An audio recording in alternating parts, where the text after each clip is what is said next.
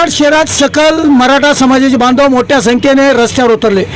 मराठा योद्धा मनोज जरांगे पाटील यांचे उपोषण सुरू आहे। त्यांची प्रकृती खालावली आहे। त्यांच्या उपोषणाला पाठिंबा दर्शवण्यासाठी सध्या कराड शहर बंदची हाक सकल मराठा समाजाच्या वतीने देण्यात आली होती। मात्र काही व्यावसायिकांनी आपली दुकाने सुरू केल्यानंतर आणि त्यांनी कराड शहरातून फेरफटका मारलाय। आपण पाहताय कशा पद्धतीने जी दुकाने व्यावसायिकांनी सुरू केली होती ती बंद करण्यात येत आहेत। कराड शहरात सध्या मेन रोड परिसरातले आपण दृश्य पाहताय। मराठा समाज बांधव सध्या आक्रमक झालेत आणि त्यांनी व्यावसायिकांना आपली दुकाने बंद पाडण्यासाठी सध्या विनंती केली आहे।